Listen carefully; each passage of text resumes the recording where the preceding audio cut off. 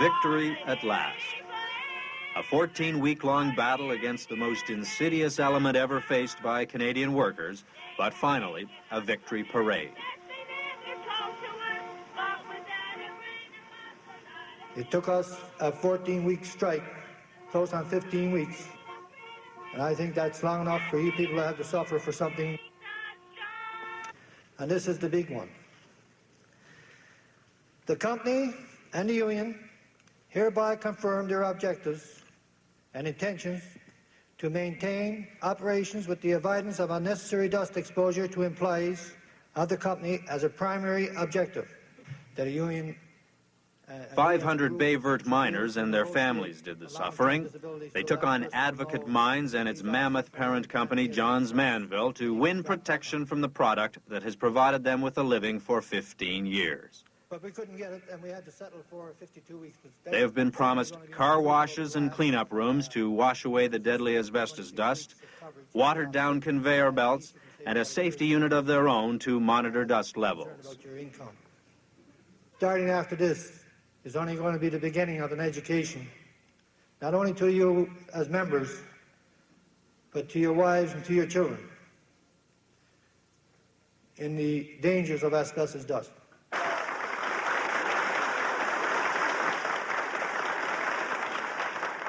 The miners of Baie Verte used to tell a joke about how their town was the most fireproof town in the world. They used to say there was so much asbestos in the ground and asbestos dust in the air, nothing here could ever catch fire.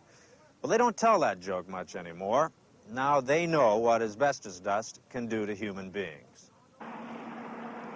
What it can do is the reason this was the longest strike for health reasons in Canada's history. After only a few weeks on the line, the men could have settled for the 37-cent an hour raise they eventually won. But they wanted more than money. They were fighting for their lives. Johns Manville knows of the health hazards of asbestos. They probably know more or as much as anyone in the world. But they seem to have had a rather callous disregard for the workers' long-term health. One of the things Dr. Robert Morgan of the University of Toronto is one of two doctors who have studied the miners of Baie Verte and concluded many of the men have lung abnormalities due to working in asbestos. Given the kinds of dust levels that those men are being exposed to and the history of all asbestos workers, whether it be in this country or others, we know that some of those workers will get asbestosis. We know that some of those workers will die of asbestos-induced cancer. The land around the town of Baie Verte is virgin forest. Despite the Union settlement, the gray mountain of asbestos waste that looms up menacingly outside the town is still a problem. The miners call it the asbestos tailings. When a stiff wind blows in off the ocean, the dust blows into the town. The miners won't be bringing the dust to town on their cars and clothing anymore, but the wind cannot be legislated, and the company has balked at any other solutions. The strike was led by Martin Saunders, the president of the Steelworkers Union local in Baie Verte. He and 10% of the miners have been told by Morgan and Selikoff their lungs show abnormalities related to lung disease. It wasn't until 1974 or 75 when Dr. Morgan came in that the company really admitted publicly that the asbestos was a hazard. It was Dr. Irving Selikoff's report, completed last December, that convinced the miners they had to act, and act quickly. We generally find that after there's been inhalation of the dust, that there's a quiet grace period. Nothing seems to go wrong for 5, 10, 15, 20 years. And then the scarring, which slowly accumulates, becomes sufficiently severe to cause symptoms, shortness of breath.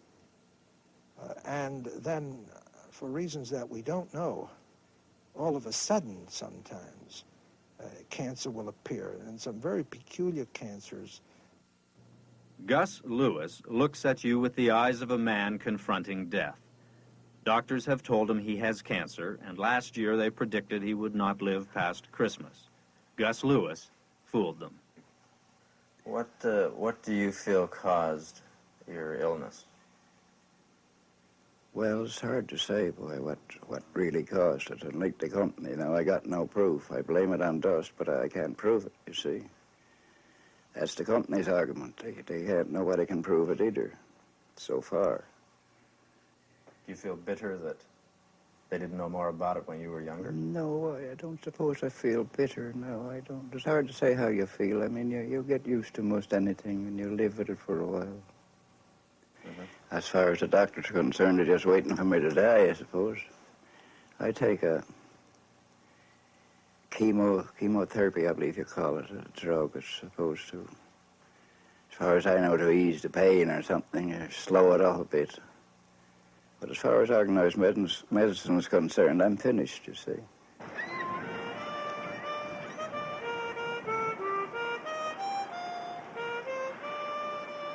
During the strike, the miners who live on the sprawling slopes of northern Newfoundland had little problem finding things to do with their time.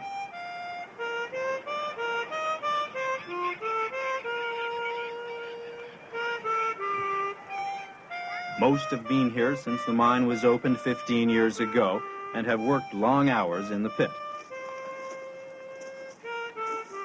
The break from work would have been welcomed had it not hit them so hard where it hurts most, in the pocketbook. They were forced to pull together.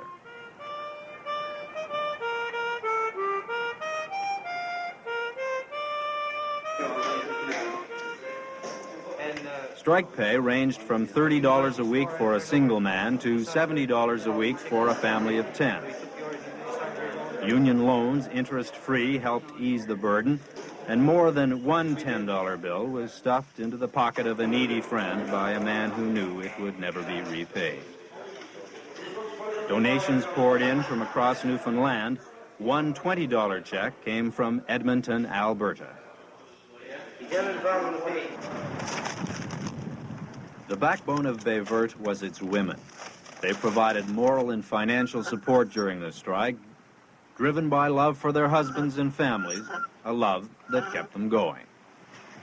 No complaints. Just go all the way. They were going to go until we got what we wanted. I don't know if you heard that if this didn't come to what it did, our next step was Confederation building. What were you going to do there? Pressure on the government. Or try what we could. You're the wife of a man who, at the moment, may be working in a very dangerous business. How do you feel about that? I'm not too good. I've got 8 children.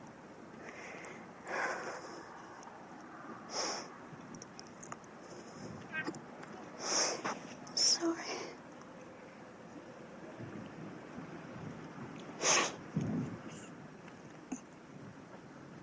Oh, just get me cut out.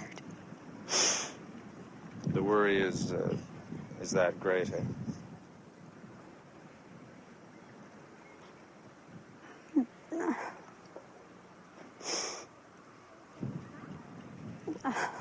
Do you feel the strike will help ease some of the worry, some of the pain you feel now? I think so. If they get everything for health and safety, You think it'll be a great help. You'll be a little happier in the future? Oh, yes. The family is the essence of life in Baie Verte. Medical reports on the town have shown that the children live in a world of dust. It is on the street, on their school buses, in their homes and backyards. It is frightening. Well, we know from experience in other places that the families of the asbestos workers or the people who live downwind from asbestos works tend to get those same asbestos diseases, especially the cancers. They tend not to get enough asbestos, perhaps to cause asbestosis, but they can increase their cancer rate. The average family here has 5 or 6 children. Evangeline and Andy Downey have 8. During the strike, Andy made $70 a week compared with a solid salary, $400 a week, while he is working. Do you feel then it was worth it going on strike? Oh, I certainly do. I certainly do. If I knew that, I wouldn't want to stay out longer if I knew we didn't get what we're going for. Because it's really not good down there, you know, a lot of dust.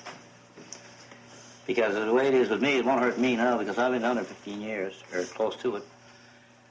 And no more dust won't hurt me. It's just for the younger ones I'm looking at, you know. I hope everybody's the same. If they don't control the dust from the tailings, it's not going to do much for the town. We're still going to get the dust. And even, you know, the fiber's so bad, the dust coming from it, now you put it, like put something black on the lawn. You go out and take it in, and it's right full of fiber. We were wondering what it used to be, until they come and told us. Doctors come out and told us what it was dust. So, I mean, the children are getting that down on their lungs. And that worries you? Oh, whatever. Yes, that worries you. I wouldn't want them to die young. Life seemed to be back to normal in Baie Verte today. The promise of a paycheck makes a man smile. Bring me down a beer, will you? Bring down my... Here, take that cabbage leaf, look. But the miners were working in dust again today, their first day back at work. It will be months before the provisions of their new settlement can be implemented.